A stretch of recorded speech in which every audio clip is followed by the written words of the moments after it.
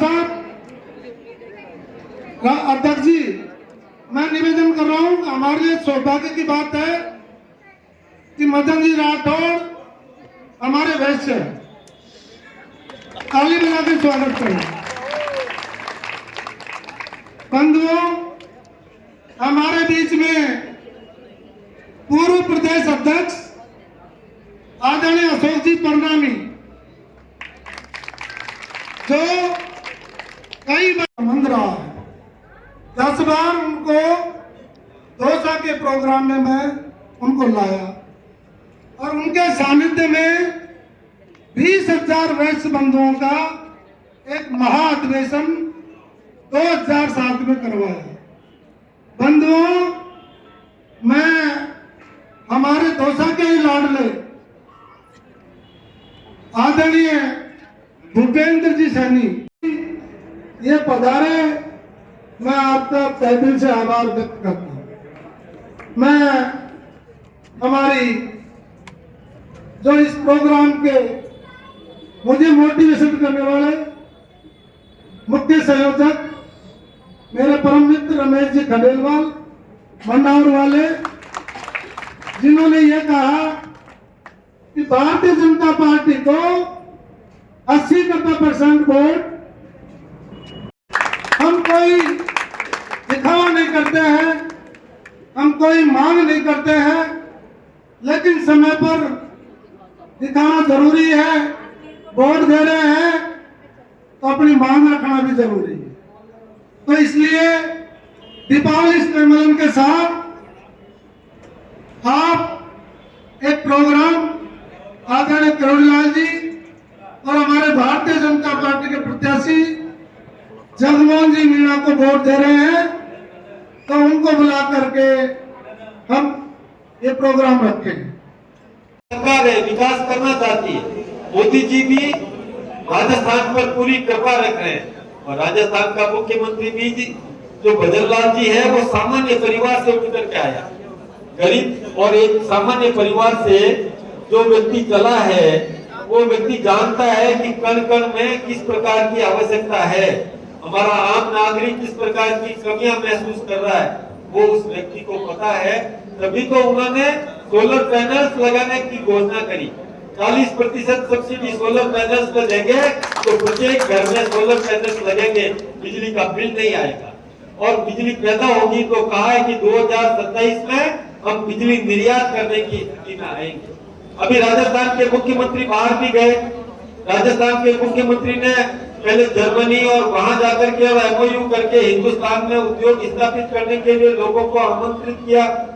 अभी जापान और इंग्लैंड और वहां जाकर के और निवेश लेकर के आए, तो यहाँ पर प्रॉस्पेरिटी बढ़ेगी, यहाँ संपन्नता बढ़ेगी, यहाँ व्यापार बढ़ेगा। आप कल्पना करें कि एक उद्योग लगता है, उसके पीछे कितने परिवार पलते हैं, यह आप सबको पता है। और कितने दुकानें चलेगी, कितने ठेले चलेंगे, कितनी चाय की खड़ियां चलेगी, कितनी होटलें चलेगी, ये हम सबको पता है। तो इस प्रकार का औद्योगिक विकास करने के लिए राजस्थान सरकार लगी है। किसान की चिंता भी राजस्थान सरकार ने की। अभी किरोड़ी लाल जी कह रहे थे कि ERCP की जो MOU हुआ, तो इस इलाके में पानी पर्याप्त मात्रा में मिलेगा, किसानों को भी मिलेगा, पीने के लिए भी पानी मिलेगा। इसी प्रकार से हमारे वहां पर जवाई पुनर्भरण की योजना बनी, 6,000 करोड़ रुपए का बजट वहां पर दिया, वहां पर भी पानी आएगा और पानी हमारे इलाके में भी और किसानों को भी मिलेगा, खेत को भी मिलेगा, मतलब पीने के लिए भी मिलेगा। WRCP की मांग बढ़ रही है, वो भी काम हो रहा है। राजस्थान की सरकार भी कमर कस करके तैयार खड़ी है, इलाके का विकास करना चाहती है। तो मैं तो आपसे यही निवेदन करूंगा कि अभी समय थोड़ा सोचने का है, विचार करने का समय है, थोड़ा चिंतन आप लोगों को भी करना चाहिए। इस समय देश पर कई प्रकार की राजनीतिक पार्टियां भ्रम पैदा करने की कोशिश कर रही है। ऐसे व्यक्ति भ्रम पैदा कर रहे हैं कि जिससे देश अस्थिर हो जाए। अस्थिरता का वातावरण तैयार करने में आपने अखबारों में पढ़ा होगा कि कई लोग रेल की पटरियों पर और ब्लॉक सीमेंटेड ब्लॉक रख रहे हैं, और वो ब्लॉक रखने के पीछे भावना क्या है? कोई ट्रेन आएगी और उस ब्लॉक से टकराएगी, इंजन पटरी से हट जाएगा और एक्सीडेंट होगा, निर्दोष लोग आप और हम जैसे निर्दोष लोग उसमें मारे जाएं। ऐसी मानसिकता है। आप कल्पना करें कि रेल की पटरी पर कोई गैस का सिलेंडर रख रहा है, तो आप सोचिए उसके मन में भावना कैसी है। उसके मन में विचार भावना इस प्रकार की है, कुंठित है कि इंजन टकराएगा, ब्लास्ट होगा और इंजन पटरी से हट जाएगा। लोग ये तो ऐसी ऐसी खबरें आ रही है कि विदेशी पर्यटक हिंदुस्तान में आवे ही नहीं। वो सोचे कि हिंदुस्तान में क्यों जाए, वहां तो कुछ है ही नहीं, वहां तो नित्य प्रति कोई न कोई मारा जा रहा है, नित्य प्रति किसी की हत्याएं हो रही है। तो क्या वास्तव में ऐसा हो रहा है? थोड़ा विचार करें कि इस प्रकार का भ्रम पैदा करने की कोशिश की जा रही है। दुनिया में भारत की प्रतिष्ठा को धूमिल करने का षड्यंत्र चल रहा है। हम सबको सावधान रहने की जरूरत है। ऐसी जो पार्टियां हैं जो विकृत मानसिकता की है, उनको नेस्तनाबूद करना, उनको जवाब देना, उनको सबक सिखाने का समय आ गया है। मैं आपसे यही प्रार्थना करना चाहूंगा कि जगमोहन जी को मैं जानता हूँ, बहुत पहले से जानता हूँ। इतने सिंसियर और सीधे कर्मचारी रहे हैं। मेरे यहाँ पर डीएसओ भी रहे, बाली में भी, और मेरे बाली में भी एसडीओ रहे हैं। बहुत सरल आदमी है, थोड़ा गुस्से तो किरोड़ी आदमी है, लेकिन उतने ही वो विनम्र है। ये आप सबको पता है कि वो निरंतर सर्विस में रहे, सेवा में रहे हैं, तो हम सबके परिवारों के साथ मिलजुल रखने वाला व्यक्ति है। ऐसा व्यक्ति यदि जीत करके गया तो निश्चित रूप से इलाके में विकास करेगा। जिसको राजनीतिक योग्यता है, जिसको कार्यपालिका का अनुभव है, काम करने का तरीका आता है, काम करवाना आता है, ऐसा बुद्धिमान व्यक्ति, ऐसा विवेकशील व्यक्ति यदि जीत करके गया तो निश्चित रूप से इलाके में विकास करेगा।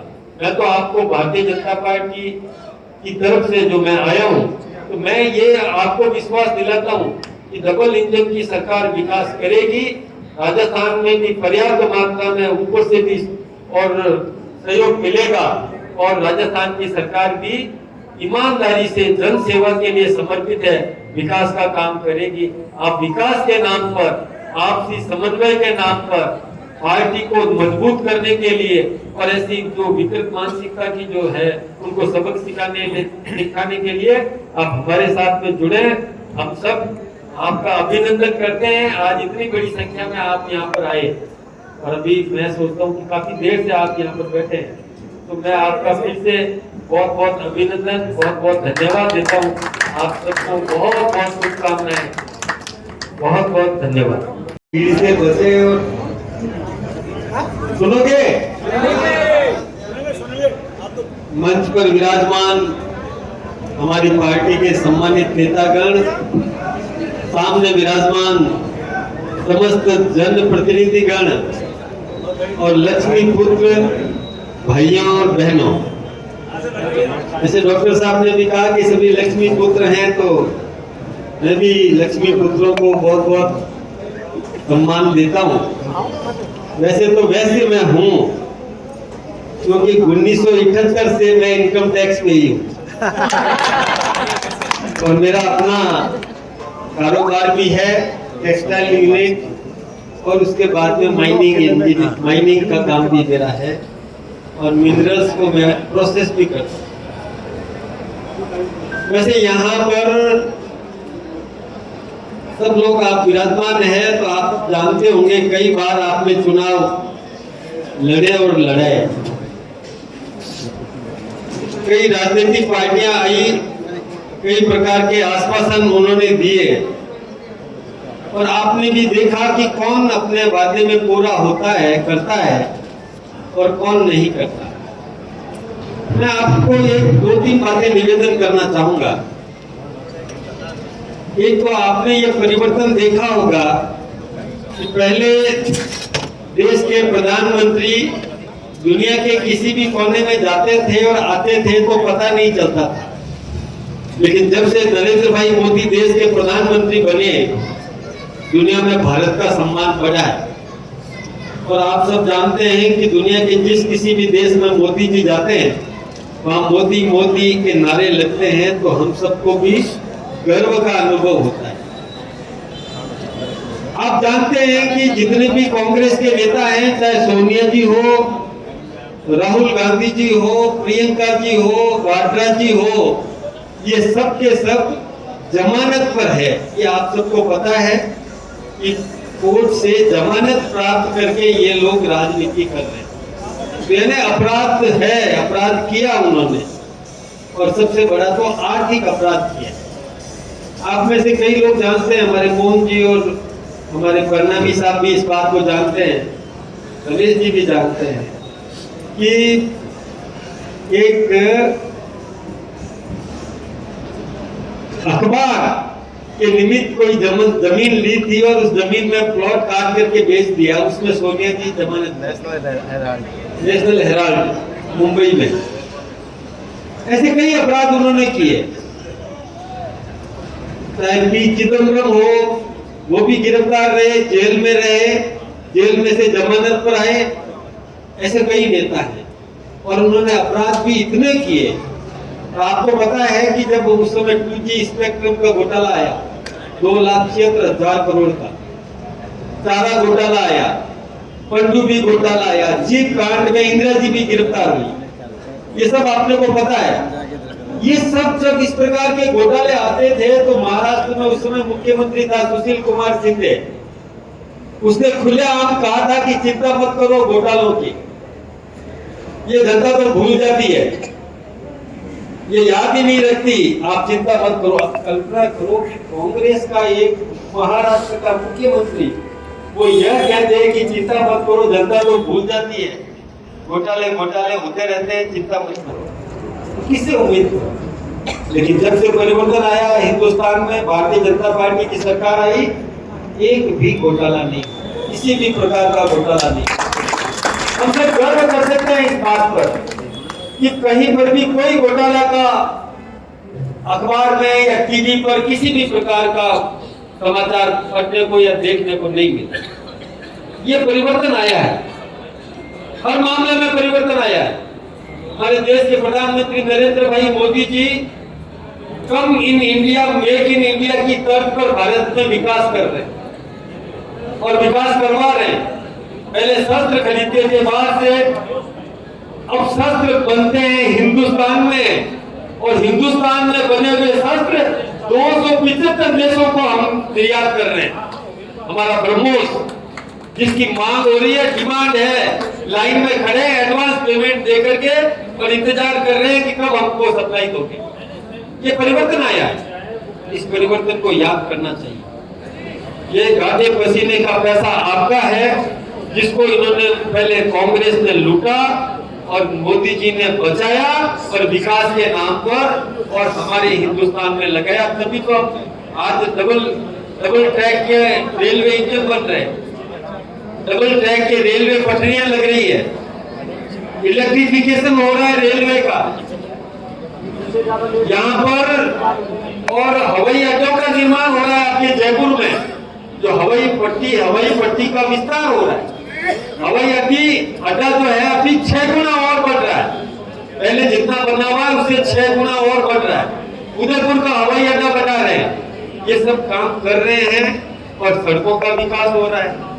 हमारे राजस्थान में भी देखिए, राजस्थान सरकार का बजट आपने देखा होगा, इतने विकास में इतना पैसा लगा दिया, इतना पैसा दे दिया जिसकी कल्पना भी नहीं कर सकते थे। इतना पैसा विकास के नाम पर राजस्थान सरकार ने भी लगाया।